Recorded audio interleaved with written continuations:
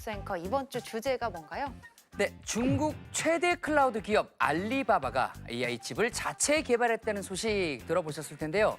이 뉴스가 전해지자마자 글로벌 기술주들 와르르 떨어졌습니다. 중국이 AI 반도체 자립을 선언했다라는 평가가 나오고 있는데요. 자, 그렇다면 중국의 자립은 과연 성공할 수 있을까요? 앞으로 더욱 치열해질 미국과 중국의 AI 패권 전쟁. 투자자들은 과연 어디에 줄을 서야 할까요? 이런 흐름이 K반도체에게는 과연 이득일까요? 손해일까요? 궁금한 게 정말 많은데요. 지금부터 이주앤머니에서 쉽게 풀어보도록 하겠습니다. 안 그래도 제가 요즘 그 미국 주식에 좀 투자를 하고 있다 보니까 네네.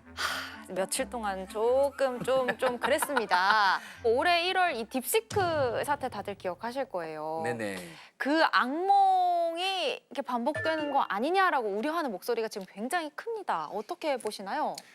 이렇게 보시면 될 것 같아요. 우리 권혁수 앵커님이 지금 요즘 떼돈을 벌고 계시잖아요, 지금. 근데 왜 떼돈을 벌고 있냐면 권혁수는 권혁수밖에 없기 때문에 그래요.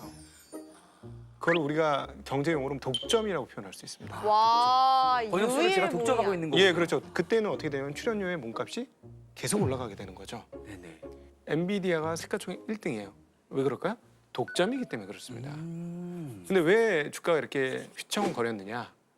경쟁자가 출연했기 때문에 독점이 깨질 수도 있다. 이야. 그래서 주가는 먼저 타격을 받을 수밖에 없습니다. 근데 사실 중국이 AI 칩을 개발한 게 이번이 처음이 아니잖아요. 네, 화웨이에서도 개발을 했던 걸로 알고 있고요. 근데 지금 딥시크 쇼크 같이 알리바바 쇼크라는 말이 나올 정도예요. 네. 그 정도로 이렇게 사태가 번진 건 이유가 뭘까요? 일단 알리바바가 중국에서 최대 데이터 센터 사업자이기 때문에 그렇습니다. 데이터 스토리지만 하는 거는 그 옛날 데이터 센터고요. 지금의 데이터 센터는 AI의 서버를 갖춘 데이터 센터입니다. 근데 이 데이터 센터를 운용하는 업체가 칩을 만든다고 하니까 그러면 바로 엔비디아가 팔 수 있는 칩을 이제 못 팔겠구나. 이런 생각을 하게 되는 거죠. 네네. 그래서 다른 업체가 칩을 만드는 것보다 데이터 센터가 칩을 만드는 게 더 타격이 더 큽니다. 그런데 여기서 또 하나 알아둬야 될 게 이게 중국 같은 경우는 미국 당국이 워낙 제재를 많이 하기 때문에 없어서 돌릴 수가 없어요. 그러니까 막 쌀을 안 주면 네. 옥수수라도 먹어야 되는 거 아니겠습니까? 그렇죠. 네네네. 근데 그런 상황이 지금 중국에서 벌어지고 있다. 에이, 그냥 우리 기술 한번 만들어 보자. 우리가 재료를 한번 만들어 보자. 뭐 그런 거 아니겠습니까? 네, 맞습니다. 사실은 이제 미국이 네. 중국을 견제해야 되겠다는 국가 목표가 있지 않습니까? 네. 경제 분야와 군사 안보 분야 모두를 중국을 상대로 견제할 때 그 교집합 한 가운데 뭐가 있냐면 반도체가 있어요. 반도체를 찌르면 아무런 상품도 만들 수 없습니다. 그래서 미국이 반도체 관련해서 중국을 견제해야 되겠다는 국가 목표가 바이든 정부 때부터 있었습니다. 그러다 보니까 일단 성능 좋은 반도체, 고대역 반도체는 아예 중국으로 수출도 하지 마. 이렇게 일단 통제를 했고요. 그럼 혹시나 중국이 자체적으로 만들까 봐 네. 반도체를 만들 수 있는 장비와 소재도 중국으로 수출하지 마. 이런 이중 제재를 하고 있었던 모든 거예요. 걸 다 막았네요. 그렇습니다. 중국 입장에서는 그러면 미국이 제재한다고 해서 그냥 앉아서 당하기만 할까요? 그럴 수는 없을 거 안 아닙니까? 되죠, 안 되죠. 그래서 이가 없으면 잇몸으로 간다라고 해서 중국 입장에서는 그럼 우리가 스스로 해내자 이렇게 결심을 한 거죠. 네. 그러다 보니까 어떤 일이 가능했냐면 정상적인 상황에서는 가능할 수 없는 소위 말하는 모험 투자 그리고 모험 연구가 가능했던 겁니다. 예를 들어서 연구비를 집행하는데 이거 10억 넘으면 성공률이 얼마나 되겠어? 그럼 한 5% 됩니다. 그럼 그런 방법 말고 다른 방법으로 해봐. 이럴 수 있잖아요. 네. 그런데 지금은 그거 아니고는 답이 없잖아요. 확률이 1%라도 해봐. 이렇게 가성비가 낮은 비용도 집행을 해봐. 이렇게 되는 거고요. 일단 뭐든 해봐였군요. 그렇습니다. 네. 왜냐하면 되지 않으면 국가적으로 보면은 주저앉을 수밖에 없는 상황이기 때문에 그런 당위론이 결국 중국을 추동했다 이렇게 봐야 되겠죠. 네. 그러니까 미국이 제재를 함으로써 오히려 이제 중국의 자립을 앞당겼다는 맞습니다. 근데 아무리 그래도 이 AI가 아니라 잇몸 AI. 예. 엔비디아 반도체를 잇몸 AI가 쉽게 이길 수 있을까 싶은 느낌이 들긴 하는데 이 성능에 대해서 알려진 바가 있습니까? 현재 이제 객관적으로 봤을 때 지금 세계 최고 수준인 블랙웰이라든지 이런 엔비디아 반도체 수준에는 못 미친다는 게 평가예요. 다만 중국 내에서는 아니야, 우리 거의 다 따라왔고 적어도 80% 이상은 추격했어라는 중국 측에서 보도는 나오고 있습니다. 네네. 이 둘을 종합적으로 봤을 때 현재 최고 수준에 이르진 못했으나 적어도 AI 산업을 자체적으로 굴려갈 수준까지는 된다라는 게 분석인 것 같습니다. 진짜.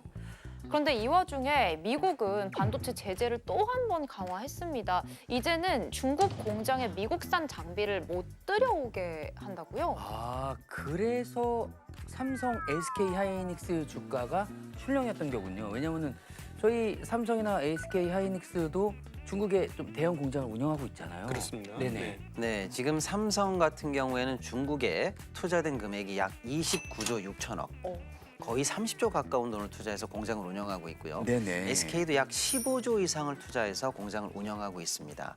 천문학적으로 돈이 투여돼 있고요. 또 주요 품목의 생산량의 절반 가까운 데를 사실 중국에서 우리가 만들어내고 있거든요. 예. 네. 그런데 지금 미국 측의 제재가 만약에 이제는 확정된다면 좋은 장비, 좋은 소재들이 여기 이 공장에 투입되지가 못한다면요. 네. 그럼 어떻게 될까요?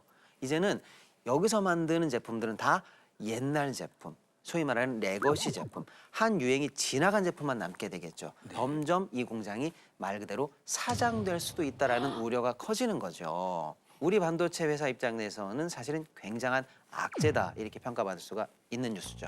이건 뭐 그냥 고래 싸움에 새우 등 터진다. 뭐 이런 얘기가 바로 떠오르는데 앞으로 어떻게 해야 돼요? 이거 K 반도체 이 반도체주는 사지 않는 게 답일까요? 아니요. 그런 생각을 우리 김하은 앵커님이 하셨으니까 다른 분들은 좀 편안하게 가셔도 될 것 같습니다. 오히려 네, 반대로. 여러분 저랑 반대로 하시면 네, 됩니다. 제가 여기 몇 번 나와 보니까는 우리 앵커님들이 약간 인간 지표 역할을 좀 해주셔가지고, 잘못된 지표요. 네, 그러니까 거꾸로 지표가 되셔가지고 저 정도면은 뭐 편해도 될 것 같은데 지금 우리가 반도체 하면 그냥 반도체 모두 하나로 뭉뚱 거려 생각하는데 전혀 네. 다른 반도체 영역이 있습니다. 그 두뇌 역할을 하는 CPU 또는 GPU가 있어요. 네. 이게 한 영역이고 그래서 이걸 시스템 반도체라고 표현합니다. 네. 네. 그리고 이 시스템 반도체를 옆에서 도와주는 역할을 하는 게 메모리 반도체예요. 한국은 이 메모리 반도체에서 세계 1등 국가이거든요. 근데 그 중국을 보면 시스템 반도체를 메모리 반도체보다 좀 잘했습니다. 근데 메모리는 지금 열심히 쫓아오고는 있는데 HBM이라는 고성능 메모리 만드는 수준까지는 아직 조금 좀 시간이 더 걸릴 거라고 보고 있어요. 네네. 그러니까 만에 하나 중국 업체들이 AI 칩을 잘 만들면 그 옆에 써야 되는 HBM을 한국 거를 써야 될 겁니다. 아. 예, 그래서 사실 만약에 그 빨리 만들어주면 우리 한국 HBM 업체들한테는 꼭 나쁜 뉴스는 아니에요. 이야. 네. 아, 그렇군요. 단기적으로는 우리나라 반도체 업계에 큰 이상은 없을 것으로 봅니다. 왜냐하면 예를 들어 SK 하이닉스 같은 경우에는 여전히 AI 시대의 소위 말하는 삼각동맹, 엔비디아, SK 하이닉스, TSMC가 만드는 이 삼각동맹이 여전히 세계 최고의 독점 구조를 가지고 있고 네. 아직은 중국이 그 정도 수준까지는 못 따라왔고요. 네. 삼성도 최근 글로벌리한 큰 회사들 테슬라라든지 애플로부터 수주가 이어지는 등 좋은 호재들이 계속 나오고는 있습니다. 그러니까 뭐 단기간에 큰일 났다 팔아야 되겠다라고 이렇게 좀 뭐랄까 조바심 내지 않아도 될 것 같습니다. 다만 장기적으로는 조금 우려해야 된다라는 생각을 좀 가지고 있어요. 그렇군요. 결국에는 시간 문제지 만약에 중국이 어느 정도까지 이제 자체적으로 기술 자립이 된다라고 하면 SK, TSMC, 엔비디아의 삼각동맹이 국제적으로 가지고 있는 이 독점 체제에 어느 정도의 균열은 갈 수 있다라고 본다면 현재 독점을 전제로 미래 가치가 높다고 평가된 소위 말하는 멀티플. 이제 이 정도 멀티플이 앞으로 계속 있지는 않을 것 같다라는 점이 하나 있고요. 또 중국이 나 이제 너희들에게 주문 안 해라고 오더를 안 낼 가능성이 있거든요. 네. 그쪽에서 나오는 이른바 낙수 물량이 없게 된다면 삼성도 추가 매출에 대한 가능성도 어느 정도는 좀 손상을 입을 가능성이 있거든요. 그래서 조금은 우려하면서 예의주시해 봐야 된다라고 해서 시간을 둘로 쪼개서 한번 제가 생각해 봤습니다. 그럼 저는 이제 중국 쪽으로 눈을 돌리면 될까요? 아, 중장기적으로 봤을 때. 이 부분은 네. 그 요즘의 주식시장은 정책 효과가 굉장히 큽니다. 정부가 주식시장에 긍정적인 태도를 가지느냐 네. 그렇지 않느냐 네네. 그런 측면에서 보면 중국은 작년 9월부터 부동산 시장이 도저히 희망이 없게 되자 주식시장을 띄우기 위해서 정말 온갖 조치들을 하고 있습니다.